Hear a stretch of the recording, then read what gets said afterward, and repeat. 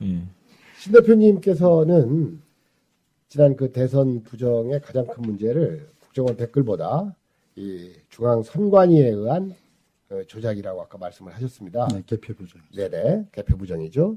그러면 그 대표적인 사례로 말씀하실 수 있는 것들을 몇 가지 간략하게 말씀드릴게요. 간략하게 하지 마시고 복잡하게 해도 쉽게 네. 쉽게 정치자들 쉽게 알아들을 들어보죠. 수 있게끔 마음껏 시간을 쓰십시오. 예. 제일 첫 번째로 이제 혼표 문제를 한번 말씀드려 볼게요. 혼표. 혼표라는 말 자체가 그 국민들의 의식에 혼란을 주기에 만든 용어입니다. 혼표는 존재할 수가 없죠. 자, 간단한 예로 모든 대한민국의 고등학교에서 쓰는 기계가 하나 있습니다. 그게 뭐냐면 OMR 카드 리더기. 그거는 이제 수능을 쳐야 되니까 고등학생들은 결국은 3학년 때 그 수능을 1학년 때부터 계속 시험을 치지 않습니까? 그때마다 OMR 카드를 씁니다. 모의고사에서. 모의고사 할 때마다 수성펜을 통해서 이렇게 쭉 하면 그게 문제가 50문항짜리가 과목이 6개, 7개 되면 거의 뭐 350문항 이렇게 되거든요. 네네. 대선 때 우리 투표했던 용지에는 불과 뭐 몇 개 안 된 데서 선택하는 거 아닙니까? 네. 거기에 비하면 굉장히 복잡하지만 기계 자체로 봐서는 굉장히 단순합니다. 1번에다가 색칠을 했느냐, 몇 번에 색칠을 했느냐를 카운트하는 거거든요. 저희 집사람이 고등학교 교사인데 네. 30년 교사 생활 동안에 고등학교에서 사용하는 OMR 카드 리더기가 잘못 리딩을 해서 네. 1번에 색칠한 게 2번으로 오인한다든지 2번 색칠한 게 1번으로 오인하는 경우는 한 번도 본 적이 없다는 얘기예요. 네. 그 다른 학교도 마찬가지. 모든 교사들한테 제가 아는 지인들한테 물어봐도 절대로 거기서 에러 날 수가 없고 어쩌다가 애들이 시험 결과를 학생한테 나눠주거든요. 애들이 가지고 와서 잘못됐습니다라고 하는 경우가 있어도 그거는 두 군데 쳤거나 하나를 써야 되는데 두 군데 했거나 아니면은 그 색깔이 굉장히 희미하거나 아니면 선이 맞물려 버렸거나 이런 명백한 오류인 경우가 아니면은 절대로 잘못 리딩하는 게 없다는 얘기죠. 근데 대선 때는 어땠냐면은 문재인의 동그랗게 그것도 선에 물린 것도 하나도 없이 동그라미를 도장밥으로 빨갛게 눌려진 상태가 박근혜 표 사이에서 발견이 된 겁니다. 네. 그거는 절대로 기계는 그렇게 잘못 카운트할 수가 없죠. 네. 잘못 가도록 만들었기 때문에 그런 현상이 나타나는 것인데 그 혼표가 만들어진 것이 문제가 되니까 혼표라는 용어를 쓰면서 선관위에서 하는 얘기는 100장 가운데 서너 장의 에러가 있을 수 있다라고 얘기를 하는 거예요. 불가능하죠. 100장 가운데 그건 굉장히 이게 카운트하는 게 빠르기 때문에 이런 변명들을 하는데 고등학교에서 쓰는 OMR 카드도 1초에 300장을 리딩을 합니다. 네. 1초에 300장을 카운트를 하면 1초에 5장, 초당 5장을 읽고 판독하고 분류까지 하는데 1초에 5장을 처리를 합니다. OMR 카드가. 마찬가지로 대선에서 썼던 것도 그 정도 수준이라고 봤을 때 1초에 5장씩 1분에 500, 300장을 리딩을 하는데 전혀 문제가 없는데 그 중에서 100표 중에 서너 표가 에러가 발생할 수 있다라고 변명을 하고 국민들은 아무렇지 않게 넘어간단 말이죠. 네. 만약에 수능에서 한번 상상해 보십시오. 수능에서 OMR 카드를 네가 잘못해서 1번을 2번으로 채점을 했다? 아마 대한민국 엄마들 교육부 가만 안 둘 겁니다. 그렇지 않겠습니까? 그렇죠. 기계는 절대로 그런 일이 일어나서는 안 되고 만약에 일어났다 그러면 그 회사는 망해야 되죠. 아니면 그 회사 사장을 구속시켜야 되죠. 네. 대선이라는 중요한 행사에서 잘못 카운트를 했으니까. 그럼 왜 이런 현상이 일어나느냐? 제가 과거의 프로그래머로서 한 10년 동안 제가 생각을 했던 적이 있기 때문에 내가 만약에 프로그래머인데 나한테 100장당 서너 표의 홈페이지가 발송하도록 만들어 달라고 요청한다면 어떻게 했을 것인가? 그걸 잠깐 설명을 드리면 1초에 5장을 카운트를 하지 않습니까? 그러면 100장 가운데 서너 장의 그런 에러가 발생하게 하려 그러면 대략 1초에 5장 카운트를 하니까 1초 정도를 기능 정지를 시켜보자. 그럼 무슨 얘기냐면 59초 동안은 정상적으로 읽고 분류하고 다 하는 거죠. 기계가. 그런데 눈으로 볼 때는 전혀 이상 없이 진행을 하면서 1초 동안 센싱하는 기능, 즉 판독하는 기능만 잠깐 정지를 시키면 그 5표는 오갈 데가 없지 않습니까? 랜덤으로 갑니다. 랜덤으로. 문재인 표가 박근혜 갈 수 있고 박근혜가 문재인 갈 수 있고 또 문재인께 문재인 갈 수 있고 박근혜가 박근혜 갈 수도 있어요. 에러가 없을 수도 있고 맥시멈 5개까지 에러가 발생할 가능성이 존재하죠. 그러면 양쪽 다 에러가 존재하는 겁니다. 이게 맹점이에요. 네. 왜냐하면 한 군데만 자꾸 쌓이면 나중에 들키면은 문제가 되니까 양쪽 다 오류가 있도록 만든 다음에 뒤쪽에서 어차피 이거는 중앙선관위에서 조작을 하기로 작정을 한 거기 때문에 뒤에서 이제 카운트를 하는 사람들이 검표를 하는 형태를 취하면서 문재인 표에 박근혜 표에 문재인 있는 것은 무시하고 네. 문재인 표에 박근혜 있는 것만 골라내면서 다시 원상복귀시키면 부정은 2배로 늘어나죠. 그런 것이 야당의 검표 요원들이 적극적으로 검표를 하면 그거를 걸어내는 효능을 하고 그렇지 않으면 그대로 흘러가게 한다. 그러면은 이거는 100장당 서너 표의 검표가 역으로 계속 부성이 쌓이는 구조로 갈 수밖에 없는 겁니다. 그래서 만약에 들키게 되면 이쪽 동네에도 에러가 있다. 저쪽도 있다라는 걸로 피해갈 수가 있는 거죠. 네. 그래서 그러한 혼표의 존재 이거는 절대로 기계는 그렇게 처리할 수가 없고 하도록 만들었기 때문이다라는 것이고 이제 두 번째는 51.6%라는 수치 있지 않습니까? 네. 그 51.6%라는 수치 때문에 거의 음모론적으로 사람들이 접근을 했죠. 이게 5.16 쿠데타를 연상시키는 것이다. 거기에다 맞췄을 것이다. 그러니까 그 행위 자체가 너무나 유치하기 때문에 사람들은 관심을 안 뒀지만 51.6%에 세팅하는 메커니즘을 분석하면 기가 막힌 사항이 발견이 되는 거죠. 뭐냐면 처음에 개표할 당시에 어디부터 개표를 하냐면 강원도와 경상북도를 먼저 개표를 합니다. 네. 만약에 전라남북도를 먼저 개표를 했다면 문제는 압승으로 시작을 했겠죠. 네. 그런데 강원도와 경상북도부터 개표를 시작하면서 제일 처음 나온 수치가 박근혜 82.5%예요. 네. 문재인 17.6%고 82대 17로부터 개표가 시작되고 끝날 때까지 한 번도 뒤집어진 게 없거든요. 그리고 뭐 그거는 있을 수 있다고 봅니다. 한 그런 순서대로 했다 그러면 82에서부터 쭉 시간이 흐를 때마다 이제 박근혜가 조금씩 내려갔죠. 그래서 52% 자정이 지나서 52%대까지 와서 51.9%, 52.8%, 51.7%, 51.6%까지 내려와요. 네. 그러다가 51.5%까지 내려갑니다.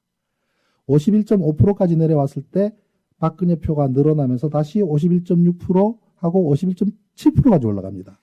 이게 출렁거림이 있는 것처럼 눈으로는 보여요. 네. 그런 다음에 51.7%에서 다시 51.6%로 내려와서 끝날 때까지 수렴이 되거든요. 네. 얼핏 봐서는 쭉 내려오다가 51.5에서 바닥을 찍고 다시 올라갔다가 51.7에서 7까지 올랐다가 다시 내려와서 마무리가 되는 것처럼 눈에 보이지만 이것을 처음부터 누적을 했을 때는 전혀 이상을 발견할 수 없지만 시간대별로 잘라서 보면 어떤 현상이 일어나냐면 자정이 지난 00시 58분부터 새벽 4시 40분까지 약 3시간 동안 어떤 현상이 일어나냐면 51.7%까지 박근혜 표가 51.5에서 51.6으로 올랐다가 51.7% 올라갔을 때 문재인 표가 갑자기 많아지면서 51.6%로 수렴을 시킵니다.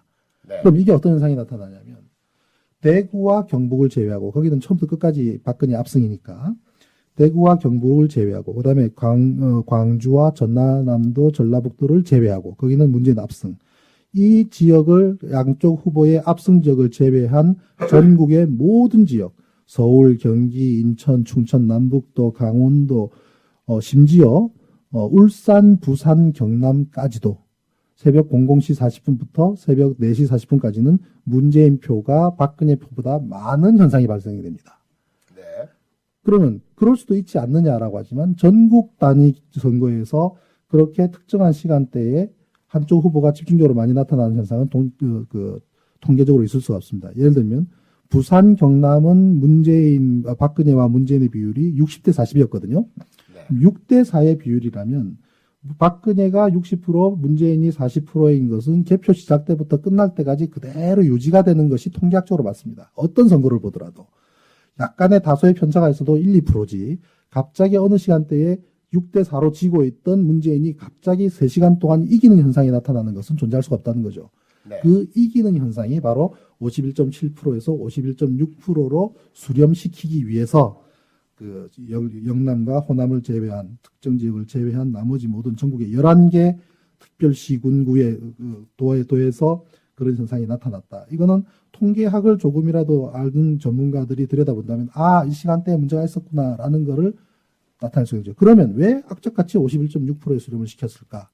거기에 대해서는 가설로 제가 말씀드린다면 누군가 이러한 것을 조작하는 사람이 다음 정권을 바톤을 받을 사람한테 조작의 내용을 처음부터 얘기를 한다면 그랬을 거 아니겠습니까? 당신 이길 거야. 당신 이기게 해줄게. 그러면 그걸 보장받을 수 있습니까? 나중에 이기고 난 다음에 나는 원래 이길 수 있었어 라고 하면 무엇으로 증명이 됩니까? 그런데 이기게 해주되 몇 프로로 이길 것이다라고 지정을 해주면 그건 정확한 착지가 되죠.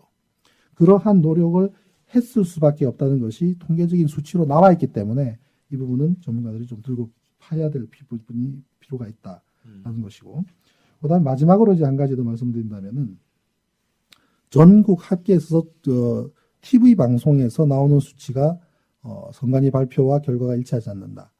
다시 말해서 각 개표장에서 제일 최초로 나오는 종이가 뭐냐면 우리 개표구에서 개표를 하고 나니까 A 후보는 몇 표, B 후보 몇 표, 그다음 다른 군수 후보 몇 표입니다라는 거를 집계를 내지 않습니까? 네. 그리고 밑에다가 도장이 찍히는데 모든 위원들, 야당 참관인까지 포함을 해서 모든 위원들이 도장을 찍습니다.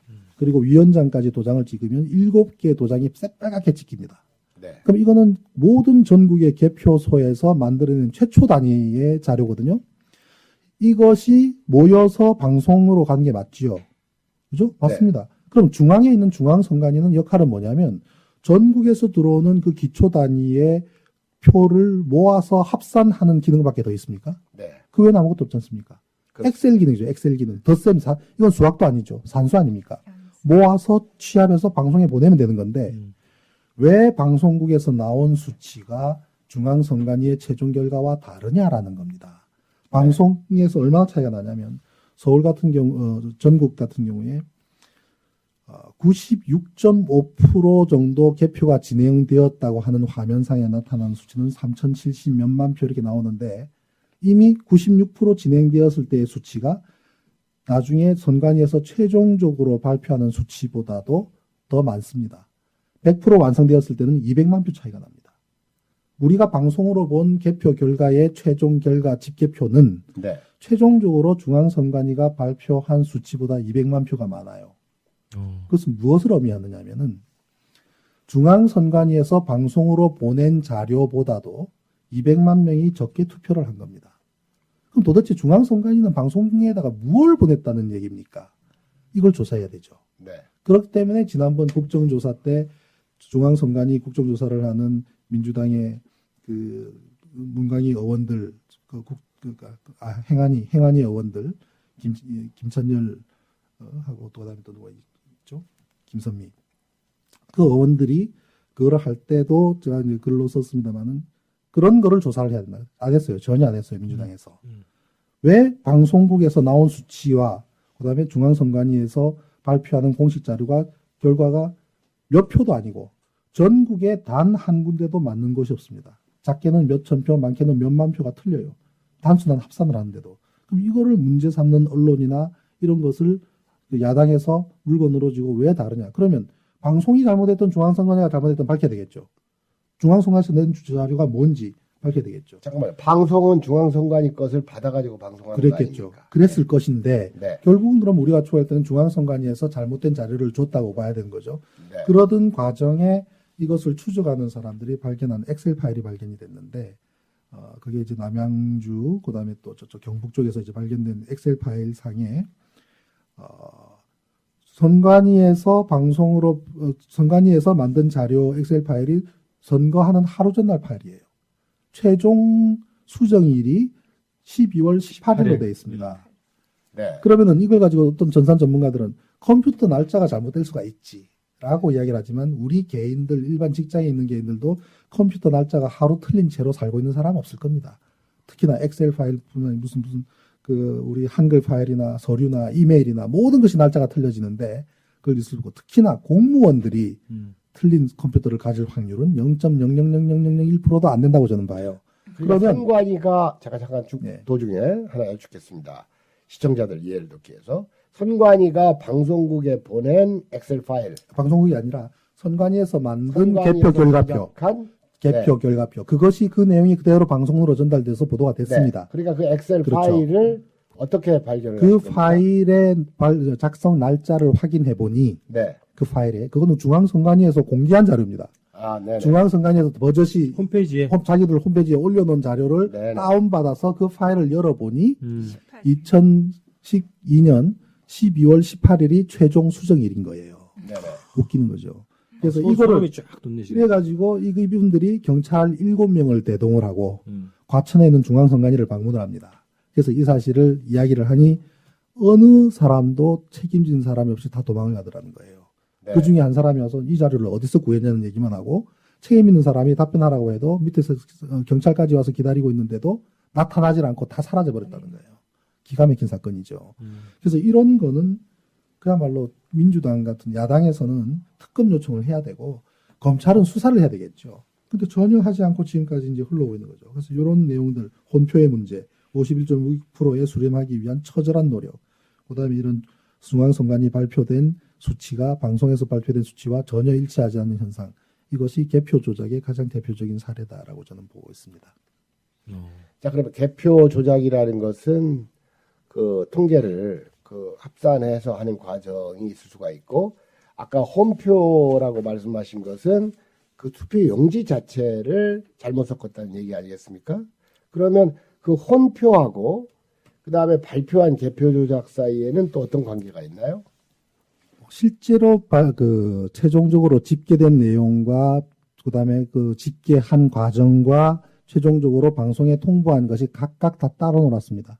투표 따로 했고 개표 따로 하고 방송으로 전송한 것 따로 보도된 것이 따로 전부 다 따로예요. 아, 그러면 지금 중앙선관위에 2012년 119 대선 투표 용지가 다 네. 보관이 돼 있나요? 그거를 지금 재검표하면은 진실을 밝힐 수가 없습니다. 왜냐하면 그게 이부터 중요한 부분인데 모든 분들이 투표하러 갔을 때 받는 투표 용지가 있죠. 네. 그 투표 용지를 보면은 구석에 삼각표가 돼 있지 않습니까? 네. 그 삼각표를 찢죠.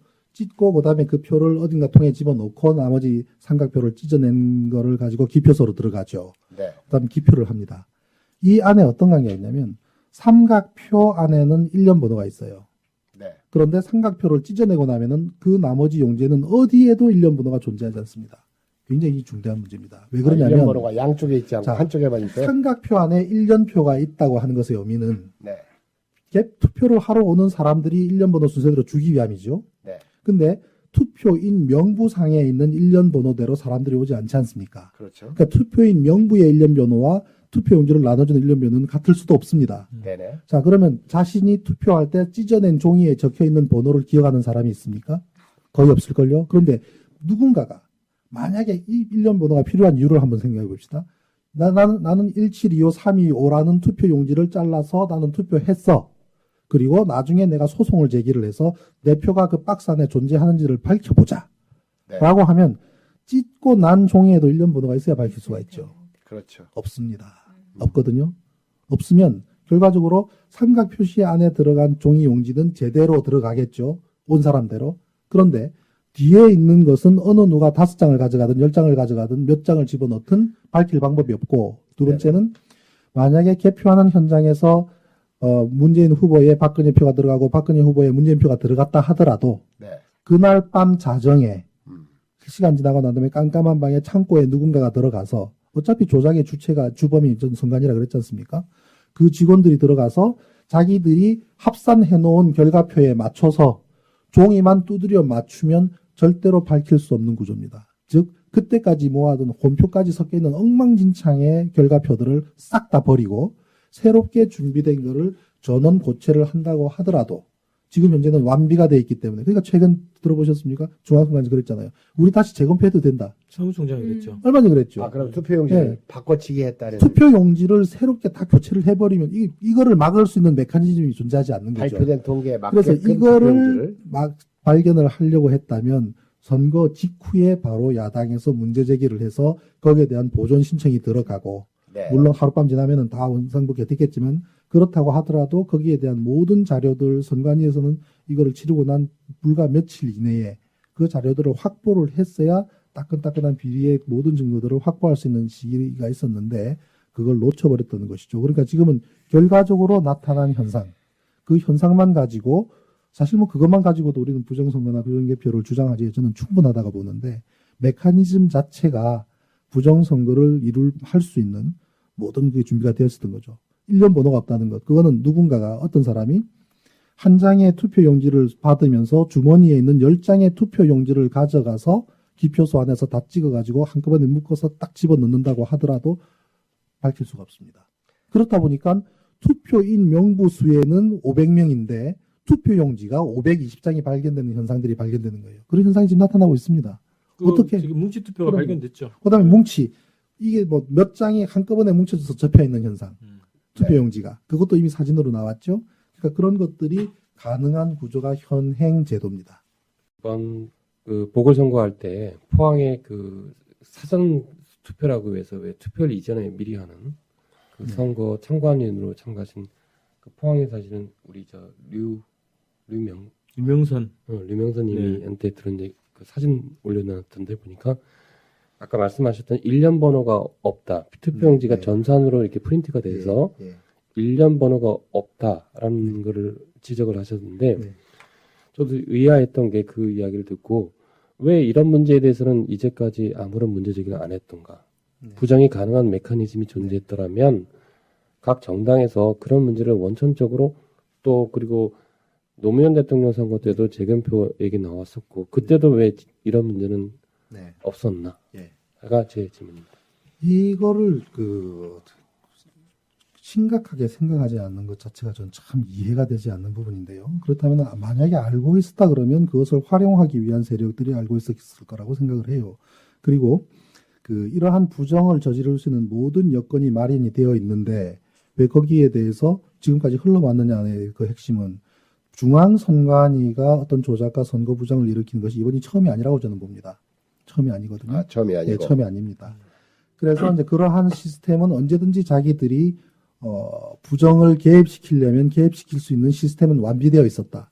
다만 그것을 활용하는 정권이나 그 당시에 그것을 운용하는 사람들이 그러한 의지를 드러내느냐 안 드러내느냐의 차이가 존재한다. 다시 말해서 이회창 때도 시스템이 비슷했다면 이회창 때는 그런 게 없었습니다. 왜냐하면 이회창 스스로가 선관위원장 출신이에요. 그 소위 말해서 수구 꼴통이긴 하지만 그 대쪽 판사로 소문난 분 아닙니까? 그러니까 선관위의 부정까지도 지시하거나 묵인하지 않았다고 저는 봐요. 제가 분석한 결과로는. 네. 그리고 그 이후에 노무현 정권 때도 사실 노무현 대통령 되고 난 이후에 새누리당, 산나라당에서 그 선거에 대한 그걸 재검표를 요구했지 않습니까? 그 재검표 했죠. 네. 한 결과 문제가 없었지 않습니까? 네. 그 말은 중앙선관위가 그 당시에는 시스템적으로는 조작도 할 수 있고 부정도 할 수 있는데 안 했다는 얘기예요. 근데 이명박 때도 했고 지금 이번에도 했는데 왜 그 이전에도 했었다는 대표적인 사례가 한명숙 총리의 서울시장 출마 때입니다. 네. 그때는 어떤 일이 벌어졌냐면 서울 시내의 28개 선거구 가운데 23군데가 민주당 압승을 하죠. 23명의 구청장을 네. 탄생시켰습니다. 예. 그때 사상 유례없이 야당이 승리한 선거였는데 그러면 28개 선거구 가운데 23군데서 압승을 했다면 당연히 그 사람들이 구청장은 민주당 찍고 서울시장을 오세훈 찍었겠습니까? 네. 당연히 민주당 압승해야 되고 한명숙 전 총리는 서울시장에 당선돼야 되죠. 그런데 어떤 일이 벌어지냐면 강남 3구의 개표를 아무런 이유 없이 11시까지 개표를 늦춥니다.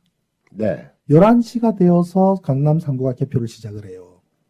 그 당시에 12시 자정이 넘었을 때 비하인드 스토리인데 민주당에서는 서울시청 부근에서 모여가지고 자축 파티처럼 그게 갔었습니다. 뭐 일찍 샴페인을 터뜨린 거죠. 심지어 부시장을 누구 시킬 것이냐. 그런 인선의 문제까지도 논의를 하고 있었다 그래요. 네. 새벽 1시쯤 되었을 때 이해찬 전 총리가 밑에 지시를 합니다. 강남 3구가 지금 개표가 어떻게 돼 있지? 강남 3구가 다소 야당이 여당한테 진다손 치더라도 서울시 전체로 봤을 때는 압승이라는 판단을 한 상태였어요. 근데 강남 3구를 물어봤을 때가 새벽 1시인데 밑에 있는 사람이 강남 3구에 확인하려고 그러니까 누구한테 전화를 합니까?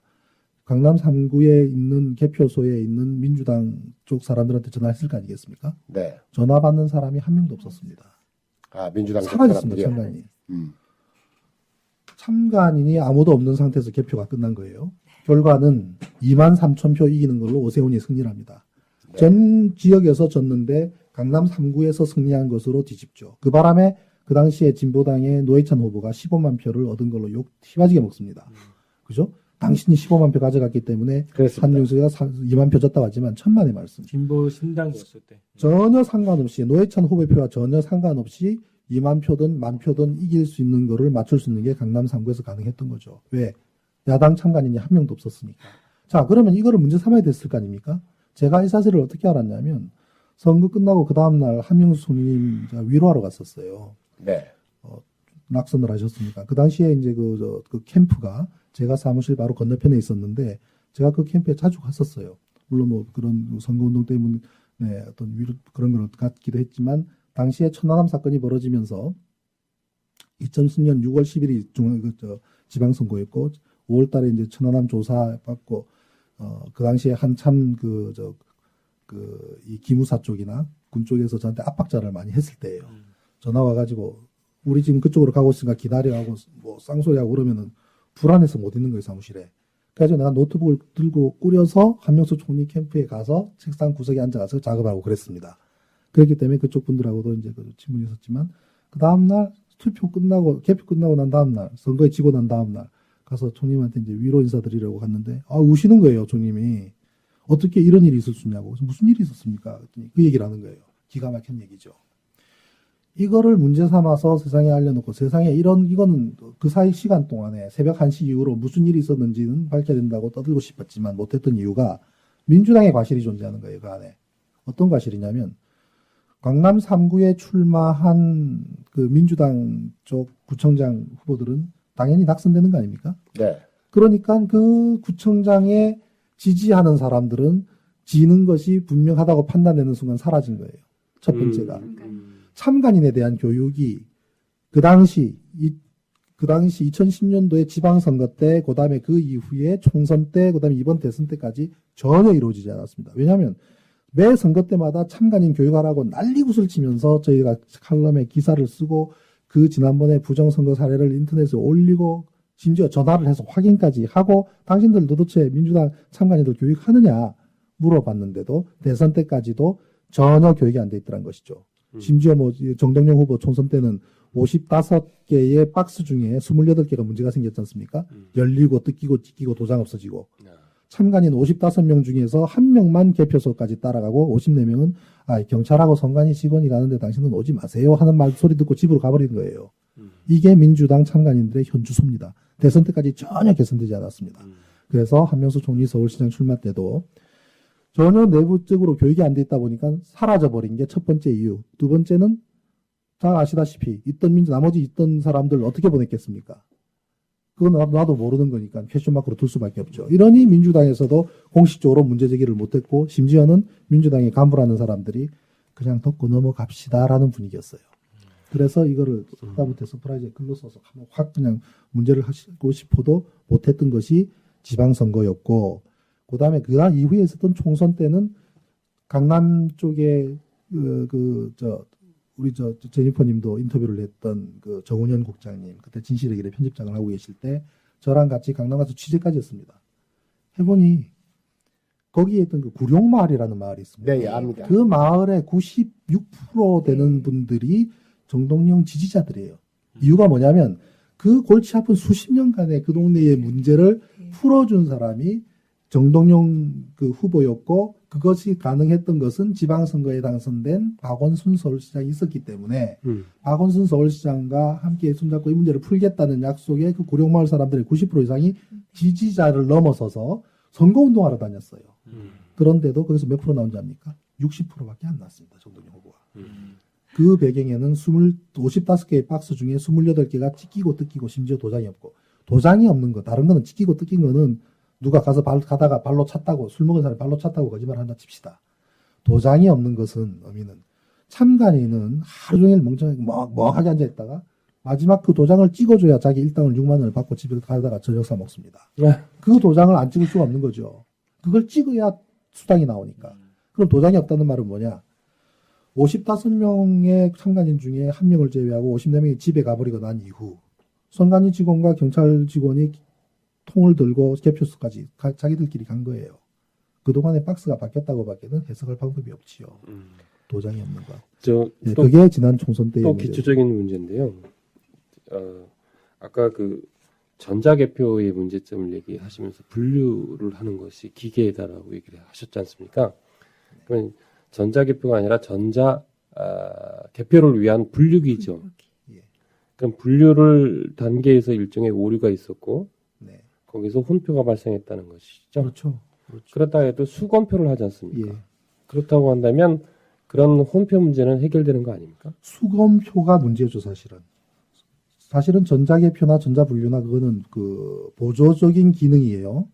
이번에 저 중앙선관위에서 했던 그 행위 자체만을 정확하게 법적 유권 해석을 하면은 전부 재투표해야 됩니다. 왜냐하면 수검표가 안 됐기 때문에. 수검표가 안 됐습니다. 모든 영상을 보면은 그나마 수검표를 하는 것들을 보면 100장 묶음을 우리 저 돈다발을 생각해 보십시오. 돈다발의 100장 묶음을 하나하나 열어보는 것이 아니라 두루룩 훑어서 보고 넘어갑니다. 그것도 야당의 그 참관인들이 항의를 했을 경우에 그렇지 않고 뒤로 흘러가 버린 게 많습니다. 그 대표적인 사례는 뭐로 알 수 있냐면 개표 시작을 하고 나서부터 개표가 종료되고 수검표된 시간은 자기들이 찍은 최초의 보고서에 다 적혀 있습니다. 몇천 표의 표를, 몇만 표의 표를 불과 1, 2분, 불과 몇 분 만에 수검표가 가능합니까? 물리적으로 안 되잖아요. 그죠? 선관위 발표 자료에 그런 그렇죠. 시간까지 다 나와 있죠. 시간까지 다 나와 있습니다. 물리적으로 전혀 될 수 없는 동안에 수검표를 했다는 것이 말이 안 된단 말이에요. 몇만 표를 어떻게 몇 분 만에 수검표가 가능합니까? 그게 자기들의 자료에 명시되어 있기 때문에 수검표를 안 했다는 증거고, 그나마 수검표를 한 것들도 보면은 주르륵 손으로 이렇게 형식적으로 훑어버린단 말이죠. 한 장 한 장 뒤집어서 빼야 되는 게 수검표거든요. 근데 그걸 그 안 수검표라는 게 네. 거기에 야당 참관인도 같이 할 것이고 야당 참관이 아주 엄중하게 이렇게 그렇기 때문에 했더라면 야당 참관인에 대한 교육이 중요하다는 거예요. 전혀 교육이 안 돼 있습니다. 그럼 여기서도 야당의 그나마- 과실이 있다는 얘기죠. 그렇죠, 있죠. 우리가 갖고 있는 영상의 자료들을 보면은 그나마 아주 극성스러운 야당 참관인이 문제 제기하고 자신이 가진 스마트폰으로 촬영을 한 것들이 증거들 자료로 지금 잡혀 있거든요. 홈표 발생된 것, 즉 박근혜 표 무더기 안에 문재인 표가 들어있는 것도 영상 자료가 있어요. 사진도 있고 동영상도 있습니다. 네. 그런 극성스러운 참관인이 있는 곳은 부정이 줄어들었겠지요. 그러나 그렇지 못한 곳은 그냥 쭉 시스템대로 흘러갔다는 겁니다. 그래서 중앙선관위가 조작과 부정의 주범이기 때문에 얼마든지 할 수 있는 여지가 너무나 많다는 겁니다. 뒤로 갈수록. 근데 어차피 지금 이게 실제 사람들이 투표한 그 결과치가 그대로 그 결과로 간 게 아니기 때문에. 간 거라고 믿는 것이 문제인 것이죠. 네. 그래서 아까 우리 제니퍼님도 말씀을 하셨지만 과연 뭐 저 부정선거에 있어서의 그 무엇이 중요한가 그거는 큰 게 의미가 없다. 다 중요해요. 국정원의 부정 거기에 사람들이 매달리는 이유 중에 가장 하나는 너무나 확실하기 때문일 겁니다.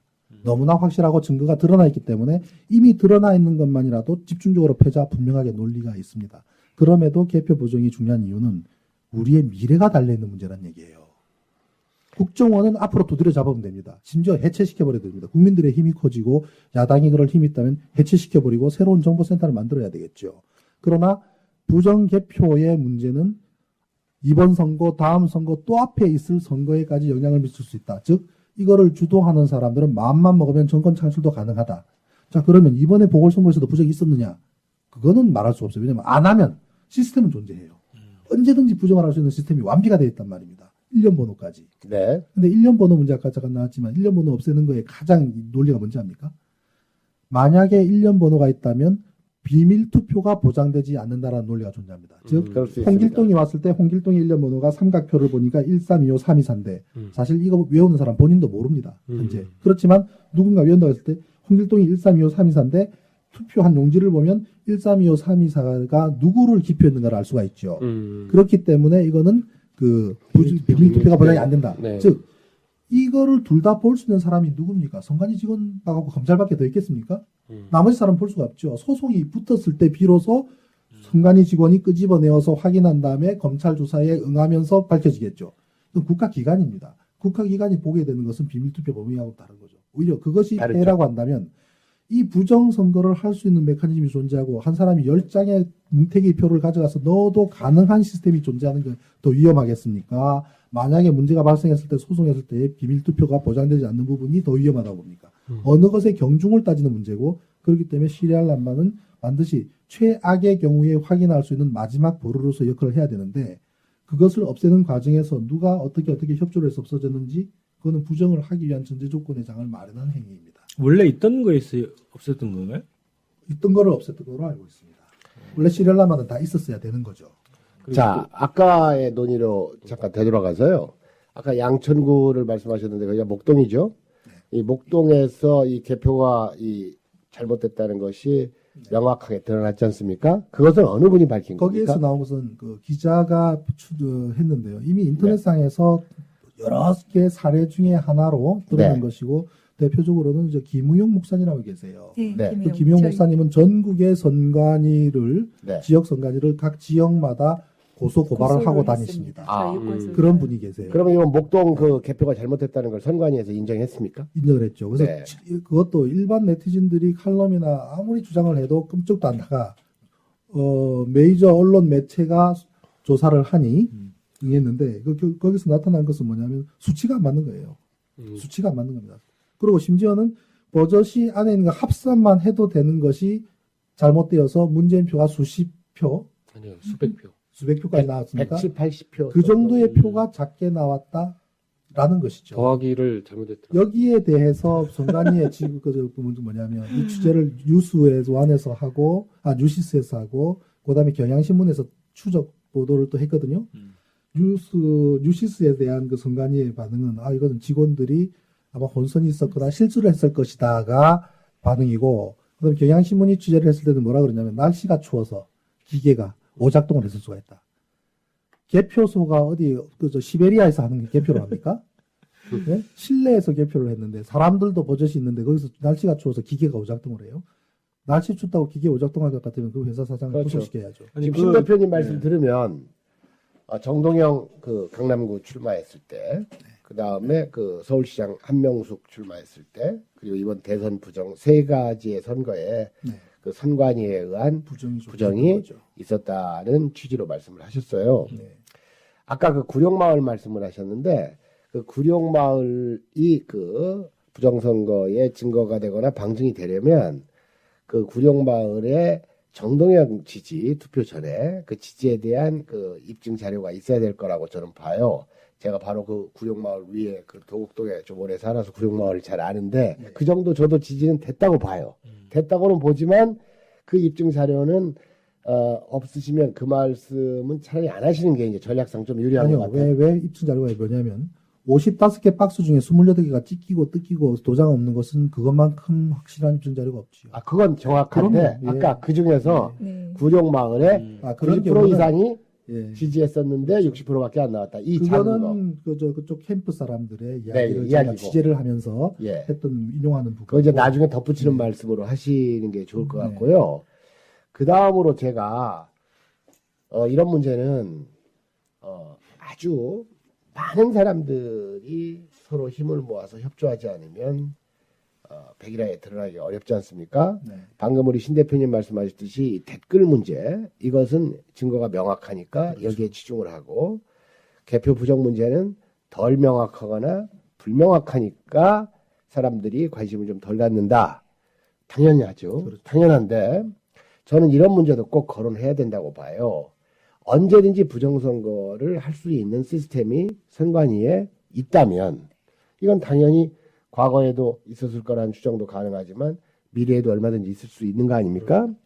그런데 저는 아까도 그 문재인 후보 말씀을 하셨지만 한명숙 씨도 큰 문제가 있는 겁니다. 그러면 왜?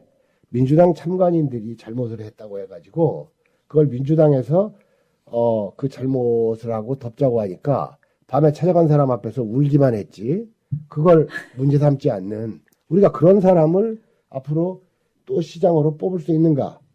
그리고 이러한 그 상대편 측에서 이렇게 그 편법으로 이거에 대응하면 앞으로 이런 선거 막을 수가 없습니다. 저는 새누리당이나 부정을 하는 사람들한테 우리가 암만 촉구를 해도 그 사람들 말 안 들어요. 그러면 이런 문제가 전면적으로 저는 까발려졌다고 봐요. 한 나라의 대통령이 되고자 했던 사람, 한 나라의 수도 서울의 시장이 되고자 했던 사람이 그렇게 명백한 부정의 낌새를 알고도 포기하거나 부정의 증거를 알고도 밤에 찾아간 사람 앞에서 울기만 하고 그게 민주당이 곤란하니까 그걸 덮어버렸다? 이건 방조하는 거예요. 저는 그런 문제를 더 부각시키고 그 사람들을 움직여야지 그 사람들이 자기들 모면하기 위해서 또 움직이고 발언을 해서 그 사람들 입에서 그런 발언이 나와야지 이게 언론 보도도 커지고 문제가 된다고 봅니다. 지금 이제 어느 한 특정한 사람에 대한 그런 것보다도 지금 야당이라고 하는 쪽에 있는 모든 정치인들한테 해당하는 문제라고 봅니다. 네. 과거에 노무현 대통령이 의원 시절에 손을 번쩍 들고 이 있습니다라고 했던 그 사진 참 너무나 유명한 사진 아닙니까? 그러한 기계를 가진 의원들, 정치인들을 지금 찾아볼 수가 없다는 거죠. 그렇죠. 이 지경까지 와도 심지어 지금은 사적생의 절차를 할 때 아닙니까? 네. 내가 지금 죽는 한이 있더라도 내 의원 배지를 초계처럼 던져더라도 그것이 자기가 사는 길이라는 걸 모른단 말이죠. 그저 뭐 자리 보존하기에 연연하고 그런 비겁함 때문에 이미 사적생의 정치를 펼쳐야 할 시기를 좀 놓치고 있지 않습니까? 나중에 망합니다, 저거는. 누가 과연 우리 진보 민주 진영, 민주 진보 개혁 진영에 있는 사람이 과연 민주당 의원들 누구를 찍어주겠습니까? 나는 그러고 싶어요. 무소속 운동하자. 민주당, 호남에 있는 민주당 의원들이 나와도 정말 합리적인 사람 누군가를 무소속으로 내서 그 사람을 집중적으로 밀어주는 하자. 우리 저 개콘에 나오는 그 유행어처럼 잠시만요, 우리 뭐 하고 갈게요 하는 거 있죠. 잠시만요, 우리 개혁하기 전에 세상을 바꾸기 전에 민주당부터 바꿔놓고 갈게요. 그 말 분명히 나오게 되어 있습니다. 이 사람들이 특히 민주당 초선이라는 사람들은 이제 재선 바라보려고 특히 비례 같은 사람들은 또 이제 지역구로 나와야 되니까 열심히 돈도 모으고 준비도 하겠죠. 그러니까 몸살이고 있는 거 아닙니까? 과거에 지금 소위 말해서 이석기 사건처럼 통합진보당에 있는 그런 문제보다도 더 발언하고 더 행동했던 사람 존재하잖아요. 입 다물고 있지 않습니까? 그런 현상이 뭐냐? 다음번에 자신의 정치 행보에 걸림돌이 될 거라는 생각일지만 천만에 그 사람 다시 재선하기 힘들다는 것이죠. 그럼 지금 던져버리는 사람은 살 수가 있습니다. 그걸 그렇습니다. 깨달았는데 그렇지 못하니까 답답한 거죠. 그러면 그 대선 전까지 이루어졌던 여론조사의 그 신빙성. 자, 이런 거에 대해서도 개표 부정을 말씀하시려면 더 대비가 필요하지 않나 하는 생각이 듭니다. 여론조사의 허상에 대해서는 이미 오래전부터 밝혀졌죠. 가장 대표적인 경우가 그 아까도 한명숙 총리 지방선거도 말씀드렸지만 그 당시에 과연 누가 서울에서 박빙을 이뤄낼 거라고 상상이나 했겠습니까? 심지어 20% 차이 났습니다. 58% 대 30몇 프로? 그게 선거 직전까지의 여론조사였습니다. 그 한번 도표를 보십시오. 모든 기관에서, 모든 여론조사 기관에서. 여론조사 기관은 역시 하나의 회사일 뿐입니다. 돈 먹고 사는 회사거든요. 거기는 돈 있고 재력 있는 사람들의 영향력 속에 들어갈 수밖에 없는 게 여론조사입니다. 지금도 이 난리를 치는데도 박근혜 지지율 조사해 보십시오. 웃기거든요.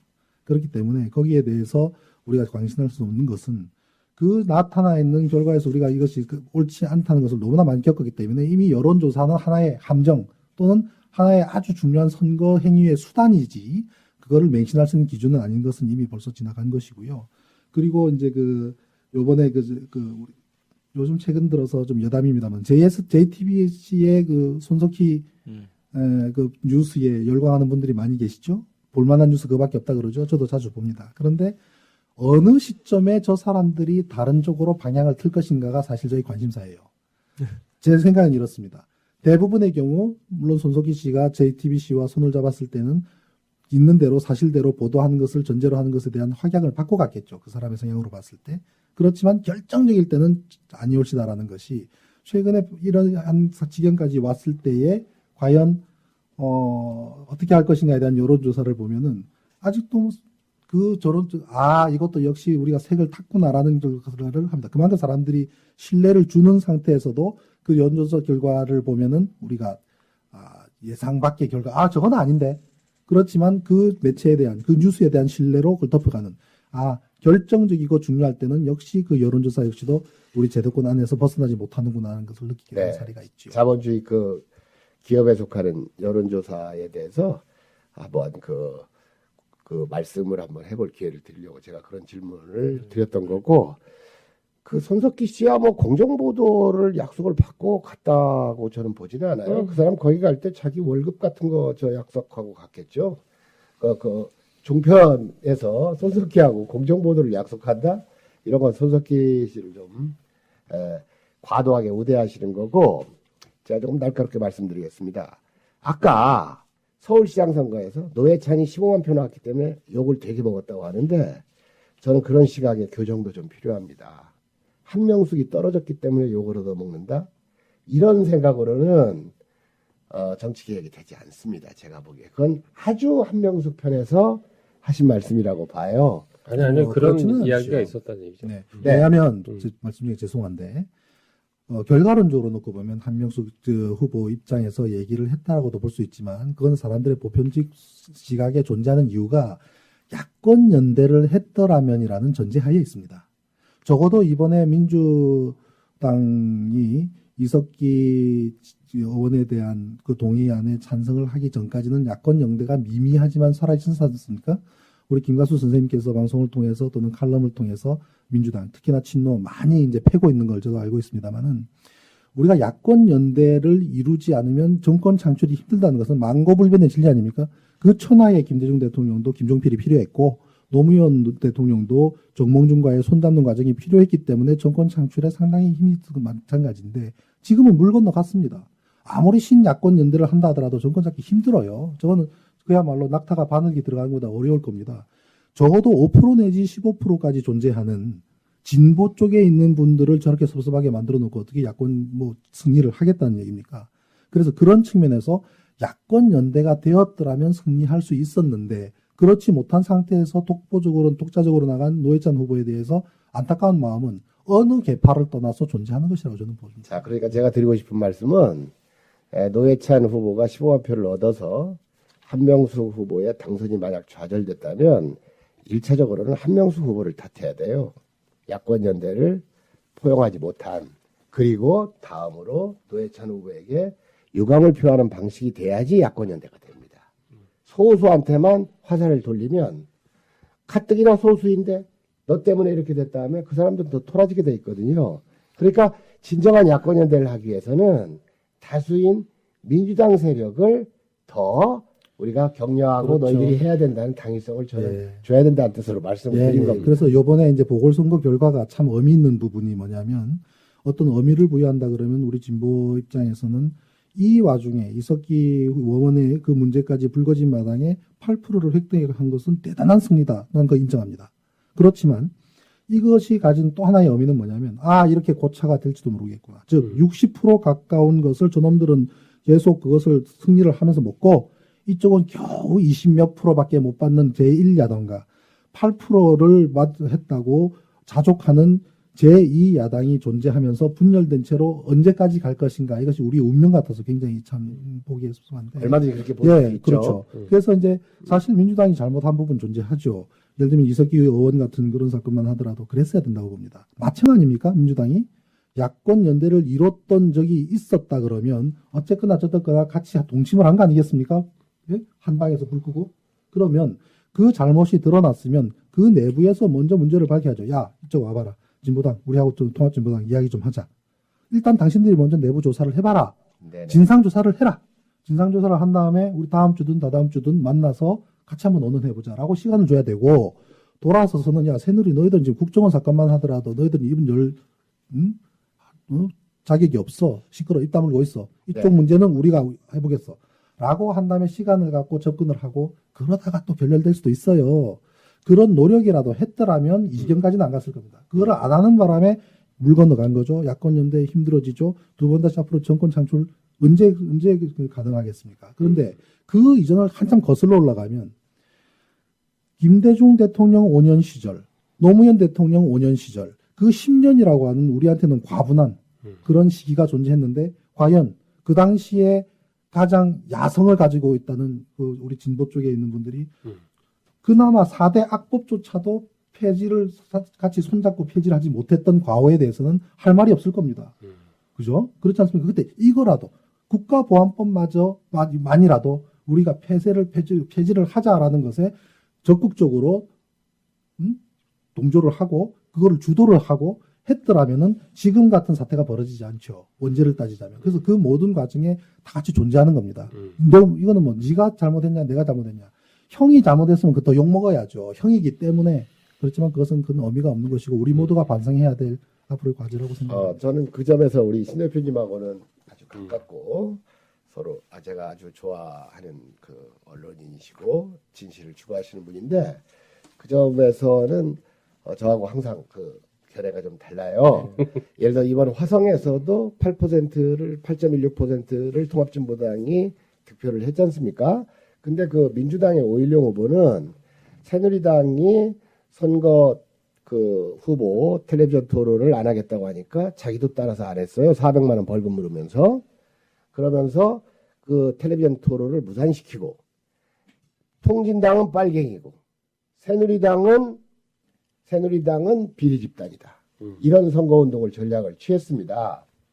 그렇기 때문에 저는 지금 방금 제2야당이 일정한 득표를 하고 제1야당이 그보다 많은 득표를 하면서 야권연대가 안 돼서 정권교체가 불가능하다.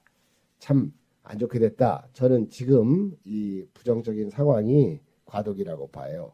저는 제 개인 입장은 그런 민주당 끌어내리고 제대로 된 진보가 제1야당이 돼서 대통령 선거 한 4, 5년 한 텀 늦어지더라도 바로 잡혀야지 저는 이 나라의 미래가 있다고 봅니다. 87년 이래로 거악을 피하고 차악을 선택하는 것이 김대중 노무현까지는 성공했지만 그 뒤로 여전히 지금 실패하고 있고 앞으로도 계속 실패할 것 같거든요. 그러면 거악을 피하고 차선을 선택하는 이 방식은 이제 용도 폐기돼야 된다고 보는 것이 저는 또 제 의견입니다. 예, 저도 뭐 예. 김관수 선생님 의견에 거의 뭐 많은 부분 동의를 합니다만 또 제 의견을 말씀드린다면은 지금 현재 민주당을 패하고 그리고 이제 우리 진보당이 제1야당이 되어서 세상을 바꿔야 된다. 물론 좋은 얘기죠. 그렇지만 그 가능성이 향후 20년, 30년, 10년 언제 오겠습니까? 현실론적으로 봤을 때는 많이 어렵다는 얘기죠. 저는 솔직히 그렇습니다. 지금 야당의 현 상황은 모두 중원지대에서 무소속으로 헤쳐만났으면 좋겠어요. 김대중 정권 5년 동안에 그 안에서 녹을 먹었던 모든 정치인 사라져줬으면 좋겠습니다. 네. 이제 내 후진들, 내가 6선이다, 7선이다, 8선이다 했던 사람도 다음번에 불출마 선언을 하고 이 지역에 내가 신선한 정치인을 한 명 키우고 내가 사라지겠다고 선언을 하고 불출마 선언해서 그 사람을 키운다면 우리는 적극 지지해주되 그렇지 않다면 모든 사람을 마찬가지로 참여정부, 노무현 정권 때 그 안에서 녹을 먹었던 모든 사람 이제는 사적생의 정치로 노무현 대통령이 몸소 보여주셨던 죽으면서 살아가는 그 길의 정치로 이때야말로 해야 될 정치권에서 사라져줬으면 좋겠어요. 그러고 후진한테 기회를 주는 그 모든 사람이 중원지대에서 만나서 이제는 코딱지만한 지분을 가지고 민주다, 개혁이다, 진보다 하는 그 꼴 없이 중원에서 무소속에서 무소속 연대부터 시작해가지고 밑바닥에서부터 땅을 파고 가는 것부터 시작하지 않으면 우리한테는 가능성이 없다. 그나마 진보를 하겠다는 사람들은 저쪽 구석에서 3%, 2% 진보를 하든지 이제는 그런 개념 틀을 부숴야 되는 운동을 우리가 해야 된다라고 저는 김관수 선생님 말씀드리고 싶습니다. 그 한밤에 신 대표님을 맞아서 우울 때에 우는 이유 중에 하나가 야당의 과실이 분명히 존재했기 때문이다. 그리고 야당 내부에 한지붕 세가족 또는 그런 현상들이 있었기 때문에 동력을 얻지 못했다. 그럼에도 불구하고 왜 가만히 있었지 하는 생각이 좀 들고요. 이게 모든 문제가 복합적이고 단순히 어느 당 문제가 아니라 야당 전체의 문제가 복합적으로 존재하는 측면이 있으나 당면 과제 문제에 대해서 즉 부정선거의 문제에 대해서 그럼에도 불구하고 한명숙 총리나 또는 정동영 후보나 또는 문재인 후보는 그게 이유가 안 된다고 저는 생각을 그럼에도 불구하고 면피를 할 수 없다고 저는 생각이 듭니다만 그러한 문제점들이 있는 것을 눈앞에 보이는데도 불구하고 그 이의제기를 안 하지 않았던 것은 비겁했기 때문이죠. 여러 말이 필요가 없는 거죠. 그건 정치인으로서 자기가 배지가 날아가든 나중에 어떤 비난을 받든 조중동으로부터 어떤 걸 하더라도 아닌 것은 아니라고 얘기할 줄 알아야죠. 그렇지만 그렇지 못했던 부분들이 분명히 존재하는 것이고 그렇기 때문에 그 업보를 지금 다 같이 겪고 있는 거 아닙니까? 지금 이 상황이 돼도 말 못하는 사람들 여전히 그 비겁함이 존재하기 때문이고요.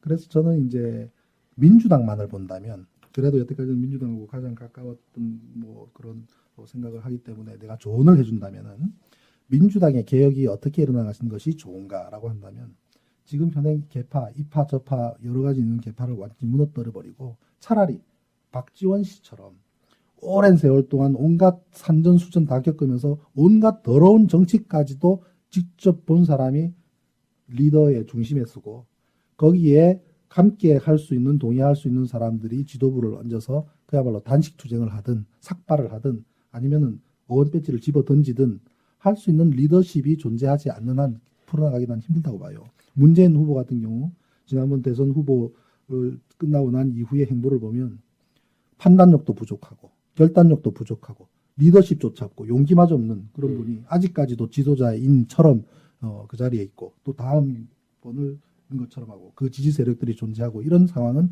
민주당을 해결하는 데 전혀 문제가 되지 않는다. 우리 진보 역시도 새로운 여러 가지 각오를 해야 될 거예요. 왜냐하면 진보 내부를 들여보면 많이 복잡하지 않습니까? 통합진보당이라고 하더라도 통합이라는 말이 무색하지 않습니까? 진보가 반쪽난데 무슨 통합을 합니까? 그러한 문제도 존재하지만 통합진보당 내부에서의 있는 아주 그 뼈아픈 부분들 그런 부분들도 그냥 식구 감싸기 입장에서 있는 것만이 아니라 우리가 그것을 한번 재조명하고 아닌 것은 아니다라고 얘기할 수 있는 그런 용기도 난 필요하다고 생각을 합니다. 그래서 모든 야당이 다 같은 문제를 갖고 있지 않나 그렇게 봅니다. 네. 지금 제가 생각하기에는 우리 신상철 대표님은 만약 이번 그 대선 부정을 뒤집어 엎는데 성공하지 않는다면 역사에 뭘로 남느냐? 천안함의 진실자로 남을 것 같아요. 그렇죠? 만약 이번 대선 부정을 있었습니다. 재판 그 얘기를 한번 좀 해드려야 되는데 네네 말씀하시죠. 제가 그저 뭐 작년 아시는 분 많이 아시겠지만 작년 말에 건강검진에서 대장암이 발견되는 바람에 금년 1월달에 1차 수술하고 3월달에 2차 수술하고 4월달부터 6개월에 걸쳐서 항암 치료를 받았습니다. 항암 치료가 이토록 힘든 건 줄 알았더라면 저는 안 했을 겁니다. 처음에 중도 안 했더라고. 네. 너무 힘들더라고요. 그냥 치료를 하는 동안은 지금은 이제 보는 분들보다 멀쩡하네. 어디 아팠었다며 그렇게 합니다. 그동안 이제 항암 치료 끝나고 나서 의사 선생님이 잘 먹지 않고 운동하지 않으면 당신 죽습니다. 그래가길래 일단은 회복하는 게 체력 회복하는 게 급하다 싶어서 열심히 잘 먹고 했더니 일단은 보기에는 그렇지만 사실 뭐 지금 다리도 후들거리고 발바닥 밑에는 한 1cm가 뭘 고무를 깐 것처럼 항암 부작용이죠. 이 약이 워낙 독하다 보니까 이 말초신경들 손가락 끝 발가락 끝 이런 쪽은 감각이 거의 없어요. 그래서 이게 회복되려면 한 1, 2년 걸린다 그래요. 그래도 머리는 빨리 좀 자란 편인데 그래서 이제 금년 10월 14일로 항암 치료는 다 끝났습니다. 네. 그리고 이제 다행히 항암 치료 후 검사 결과도 좋았어요. 일단 그 추가로 전이된 곳은 현재 없는 걸로 그렇게 결과가 나와서 CT하고 방사선 혈액 검사 결과 좋게 나와서 앞으로 6개월마다 정기적으로 검진을 하면서 5년 동안 이상이 없으면 완치 판정이 내려지게 되는데 그동안에 이제 제가 여태까지 했던 짓들 늘 외식을 많이 하고 삼겹살에 소주 좋아하고 스트레스 받는다고 있고 그다음에 이제 짠 거 음식 좋아하고 이랬던 담배 피고 술 먹고 이런 것들 줄여야 되겠죠. 아마 이렇게 생활하시는 분들 이 방송 들으시면 대부분 많이 좀 끊으셔야 될 겁니다. 네, 그 부분이 그렇게 살아오면서도 병이 저를 피해 가기를 바란다는 것이 기적인 것이죠. 그래서 앞으로 이제 일명이 술, 담배는 끊은 지가 벌써 한 5, 6개월 이상 됩니다만은 그러고 이제 먹는 거 조심하고 하면서 이제 해 나가면 건강을 찾지 않겠나 생각하고요. 그동안에 천안함 재판이 중단이 됐습니다. 그래서 이제 재판부에서 처음에는 그래도 뭐 항암 치료 하더라도 재판을 합시다 제가 그랬어요. 겁도 없이. 네. 그랬더니 우리 김영태 변호사님이 무슨 소리 하냐고 항암 치료가 어떤 건지 본인이 이제 앞으로 겪을 건데도 모르냐고 막 그러시더라고요. 막상 해보니까 제가 참 너무나 몰랐구나 싶더라고요. 너무나 힘들어서. 그래서 그동안은 재판이 중단됐었고 오늘 치료 이후 첫 재판이 있었어요. 근데 증인 신청은 하지 않고 그 재판 일정에 대해서 네네. 또 재판부가 또 교체가 됐습니다. 네. 천안함 재판이 지금 4년째 접어들죠. 3년이 지났는데 4년째로 접어드는데 그동안에 재판부가 3번 바뀌었거든요. 1년에 한 번씩 바뀐 꼴인데 바뀔 때마다 새로 공부를 해야 되는 거 아니에요? 재판부가? 그렇죠. 그동안에 쭉 이제 뭐 재판은 기록으로 남으니까 지금까지의 모든 기록들, 그다음에 증인 신청에서 나왔던 분들의 증언 내용 이런 거를 사실 사법고시 통과해서 지금까지 계신 분들이 얼마나 명민하겠습니까? 쭉 스타디에서 또 많이 파악을 하셨겠지만 또 많이 하셨더라고요. 그래서 오늘 쭉 그동안에 진행된 과정 짚어보고 앞으로 증인 신청할 사람들 범위 정하고 그다음에 또 검찰 측 또는 변호인 측에서 추가로 요청할 내용들 그거 정리하고 오늘 재판이 끝났는데 그동안 한 달에 한 번씩 재판을 쭉 해왔었는데 그동안 좀 중단되는 바람에 다음 달 12월 9일 또 12월 23일 그래서 한 달에 2번씩 재판을 하면서 좀 진행 속도를 빨리 하는 걸로 네. 오늘 그렇게 의논이 되고 재판이 끝났습니다. 오늘 그 신 대표님 마지막으로 한 말씀 더 이 대선 부정 문제 네. 오늘의 주요 토픽이니까요. 네. 그에 대해서 한 말씀 더 듣고 시간이 예, 내가 이제 이런 말하면 또 댓글로 진행자도 아닌 놈이 진행한다고 하고 또 이런 댓글부터요. 근데 상관없습니다. 저는 그 얘기까지 이제 그럼 우리가 어떻게 할 것이냐 이런 네. 내용까지 해서 좀 마무리 발언해 주십시오. 예. 제가 이제 뭐 이 관련해서 인터뷰를 하거나 얘기할 때마다 꼭 했던 말이 있습니다. 그게 뭐냐면, 누가 천안함 때 우리 토론할 때 어떤 분이 그런 얘기를 했어요, 저한테. 모 대학 교수인데, 외대 교수인가 그랬을 겁니다. 그 토론하기 전에 휴게실에서 잠시 쉬고 있는데, 아니, 신 대표는 천안함이 좌초하는 거 봤어? 그래요. 얼마나 황당한 질문입니까? 내가 그 천안함 좌초하는 거를 봤냐는 얘기예요. 보지도 않고 어떻게 좌초 주장을 하냐 이 말이겠죠.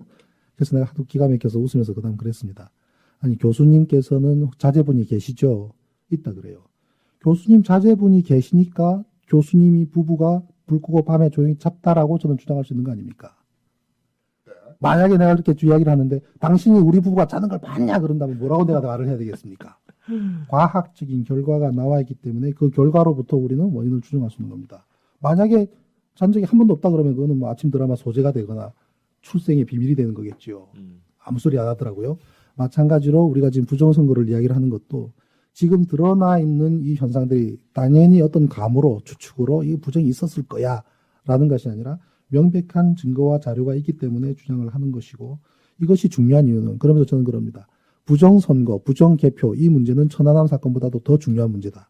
왜 그러냐면은 천안함 사건은 앞으로 밝혀질 것밖에 없습니다. 그것이 1년이 걸리든 2년이 걸리든 10년이 걸리든 아니면 30년 동안 이 나라에서 이것을 잘 보호를 했다 해도 미국 쪽에서 비밀이 해제되는 게 30년마다 A급 비밀까지 다 해제가 되지 않습니까? 거기서 드러나는 진실이라도 언젠가는 한 세대가 가든 뭐 제 생각에는 앞으로 1년 내에 밝혀질 거라고 예측을 하고 있습니다만은 그보다 더 앞당기고 싶습니다만은 밝혀질 수밖에 없는 사건이고 이 진실이라는 것은 호주머니 안에 있는 송곳처럼 언젠가는 바깥으로 삐져나올 수 없기 때문에 우리는 기다리면 지치더라도 기다리면 될 수 있는 문제인데 부정선거와 부정개표의 문제는 우리의 미래가 달린 문제입니다.